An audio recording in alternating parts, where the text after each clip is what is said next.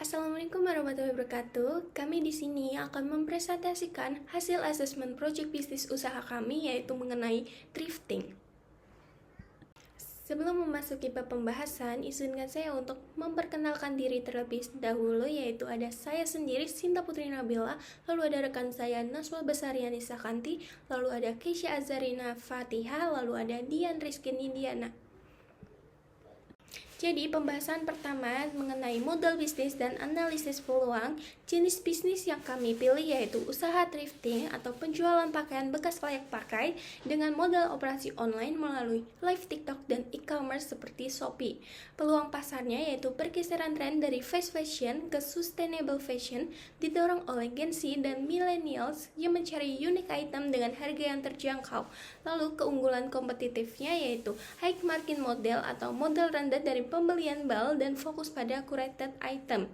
Lalu ada target utamanya, kita memilih mahasiswa dan karyawan muda dari usia 18 tahun hingga 30 tahun di area perkotaan dengan daya beli menengah.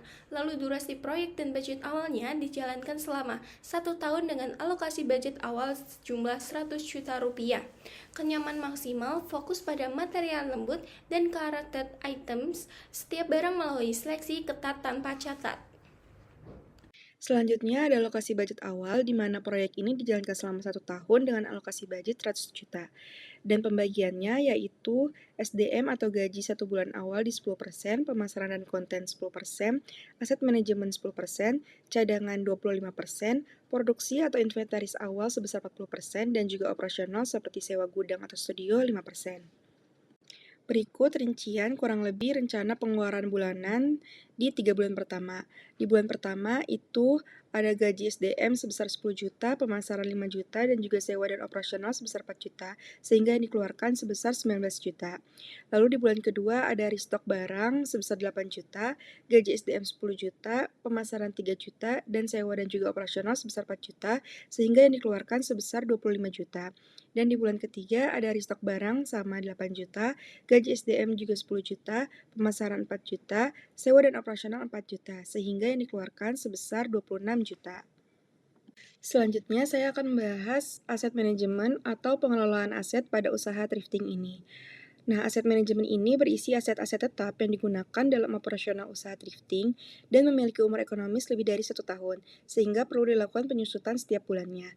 Aset pertama yaitu lighting studio dan juga kamera, harganya 4 juta, umur ekonomisnya sekitar 3 tahun, sehingga penyusutan setiap bulannya di Rp111.111.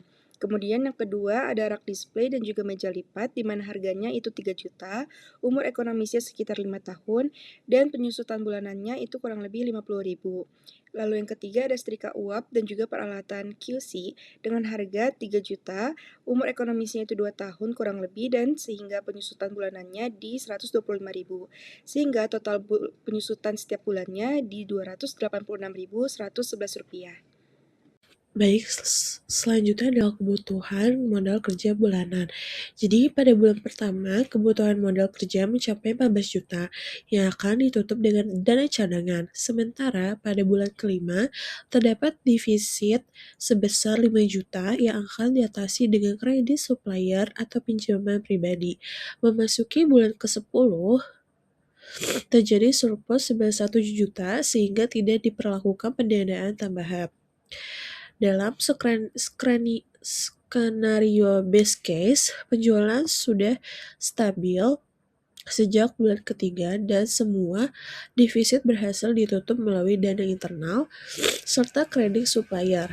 Pada kondisi normal, perusahaan mengikuti tabel KMKB dan mengandalkan pinjaman jangka pendek yang kecil. Namun, dalam skenario worst case, penjualan mengalami lesu hingga bulan ke-6,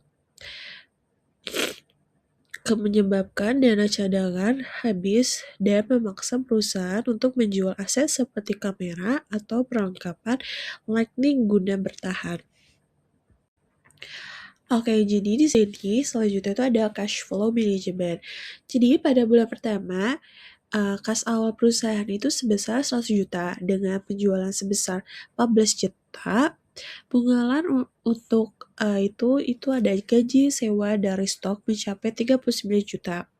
sehingga menghasilkan kas bersih sebesar minus 25 juta.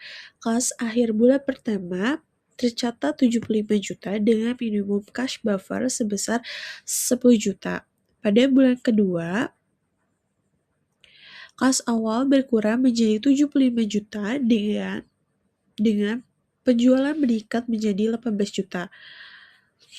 Sementara pengeluaran sedikit berkurang menjadi 36 juta sehingga kas bersih menjadi minus 18 juta. Kas akhir bulan kedua tercatat sebesar 52 juta dan minimum cash buffer tetap 10 juta. Pada bulan ketiga, kas awal sebesar 57 juta, penjualan mengalami peningkatan signifikan menjadi 22 juta dan pengeluaran turun sedikit menjadi 35 juta, menghasilkan kas bersih minus 13 juta. Kas akhir untuk bulan ketiga sebesar 44 juta dengan minimum cash buffer yang tetap sama yaitu 10 juta. Dengan demikian, perusahaan mampu mengelola arus kas meskipun menghadapi kas bersih negatif selama 3 bulan tersebut. Dan di sini ada skenario penjualan turun 25%. Jika kas masuk di bulan ketiga hanya 16,5 juta, kas akhir turun menjadi 18,5 juta. Yang kedua ada skenario biaya restock naik 15%, biaya per bal menjadi 9,2 juta, yang meningkatkan defisit bulanan sebesar 1,2 juta per bal. Baik, pada bagian ini saya akan menjelaskan mengenai analisis valuasi bisnis. Valuasi yang digunakan dalam proyek usaha thrift ini adalah metode discounted cash flow atau DCF, yaitu metode yang menilai bisnis berdasarkan potensi arus kas yang dapat dihasilkan di masa depan. Untuk melakukan valuasi, kami menetapkan beberapa asumsi utama yang dapat dilihat pada tabel. Pertama, pertumbuhan penjualan diasumsikan sebesar 10 hingga 15% per tahun, sejalan dengan meningkatnya minat Gen Z dan millennials terhadap produk thrifting. Kedua, margin operasional ditetapkan sebesar 20%, yang merupakan margin wajar untuk bisnis fashion bekas berbasis live selling dan curated items. Ketiga, tingkat risiko usaha atau discount rate menggunakan angka 20% yang merepresentasikan risiko UMKM di Indonesia. Selain itu, proyeksi kas pada tahun kedua hingga keempat diasumsikan mulai membaik dan lebih stabil. Berdasarkan asumsi tersebut, dilakukan perhitungan arus kas dan diperoleh hasil valuasi bisnis dalam beberapa skenario. Pada tabel hasil valuasi dapat dilihat bahwa pada skenario konservatif, nilai bisnis berada pada kisaran 60 hingga 70 juta rupiah, yang mencerminkan kondisi penjualan yang lebih lambat dan biaya yang meningkat. Pada skenario realistis, nilai bisnis berada pada kisaran 80 hingga 90 juta, yang dianggap paling menggambarkan kondisi usaha saat ini. Sementara itu, pada skenario optimis, ketika penjualan tumbuh lebih cepat dan operasional berjalan lebih efisien, valuasi bisnis dapat mencapai 120 hingga 150 juta.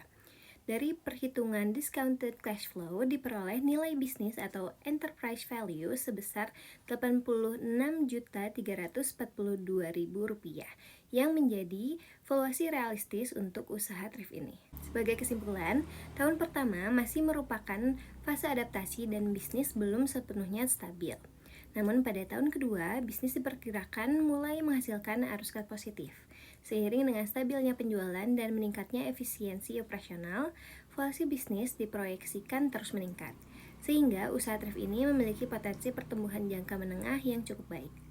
Lalu selanjutnya terdapat raising capital dan sumber pendanaan. Di fase awal, modal penting untuk membeli stok, membayar sewa, dan menutupi biaya operasional agar bisnis tidak terhenti.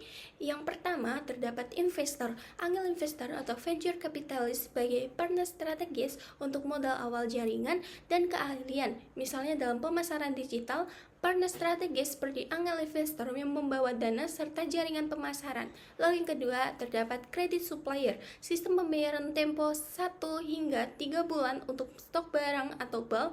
Hal ini dapat mengurangi kebutuhan modal tunai awal. Lalu yang ketiga, ada dana internal dan cadangan, diprioritaskan untuk menutupi biaya stok dan operasional bulanan, pinjaman kredit modal kerja, contohnya seperti Bank BRI atau Mandiri, dengan bunga kompetitif 8 hingga 12% untuk stok besar.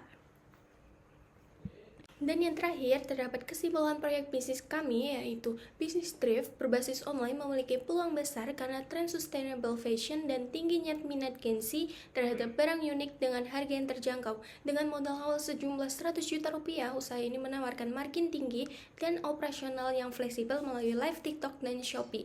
Ketahanan finansialnya, meskipun menghadapi tantangan defisit kas di 3 bulan awal, bisnis didukung oleh cadangan kontingensi sebesar 25% atau sejumlah 25 juta untuk menjaga stabilitas selama fase transisi. Lalu untuk mitigasi risikonya, kelemahan pada konsistensi stok bal diatasi dengan strategi kurasi ketat atau curated items dan penanganan produk ready to wear atau setrika uap dan pembersihan. Lalu yang terakhir ada valuasi dan masa depan. Berdasarkan analisis DCF, nilai bisnis diestimasi sebesar 86.342.000. Pertumbuhan diproyeksikan meningkat signifikan pada tahun kedua seiring dengan efisiensi biaya dan penguatan strategi pemasaran digital yang efektif. Sekian presentasi dari kami mengenai bisnis thrifting. Apabila ada kesalahan mohon dimaafkan. Wassalamualaikum warahmatullahi wabarakatuh.